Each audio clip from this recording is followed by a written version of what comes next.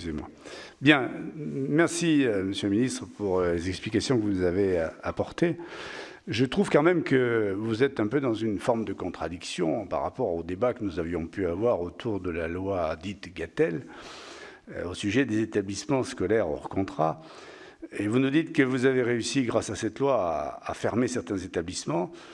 Moi, je dis que vous auriez pu ne pas les autoriser à ouvrir, pour certains, si vous aviez accepté les amendements qu'on vous proposait à l'époque. Parce qu'entre la déclaration et l'autorisation, on voit bien aujourd'hui que ce que vous proposez de faire sur l'enseignement en famille, eh bien, pourrait être fait aussi de la même manière pour les établissements scolaires hors contrat.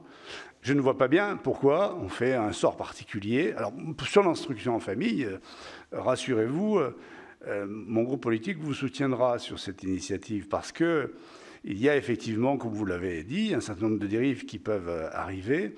Et l'école, pour nous, c'est d'abord l'école publique, privée sous contrat, qui affiche un certain nombre de principes républicains qui sont connus de tous.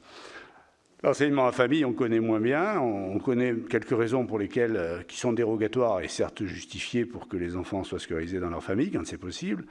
Mais il y a beaucoup de choses, effectivement, qui échappent à la fois au contrôle et puis à la fois aussi à la raison, je dirais. Parce que, comme vous l'avez justement dit, personne n'a un droit absolu sur un enfant, voire sur ses propres enfants.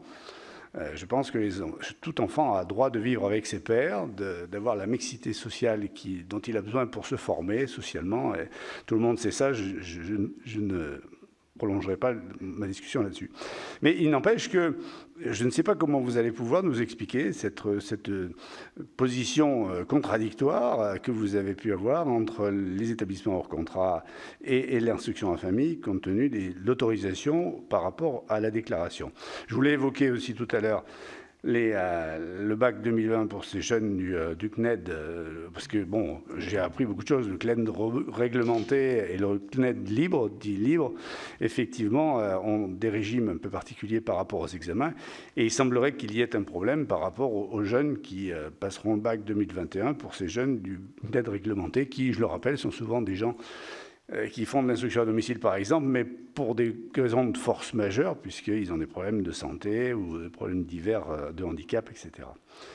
Et puis enfin, je voudrais évoquer cette charte, ce contrat d'engagement républicain qui est sous votre responsabilité aussi, puisque les associations, la jeunesse, on leur fait encore quelque chose qui va poser des problèmes à ces nombreuses associations qui sont d'ailleurs de niveau de subvention des pouvoirs publics divers. Ça va de la petite subvention jusqu'à de très grosses sommes de subventions.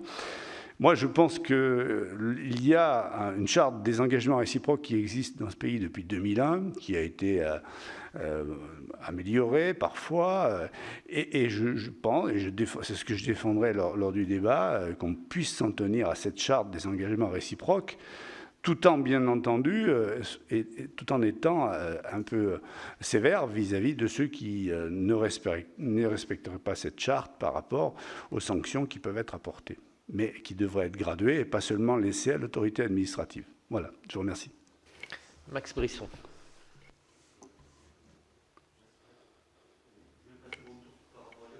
Alors, Jacques Grosperrin, d'accord.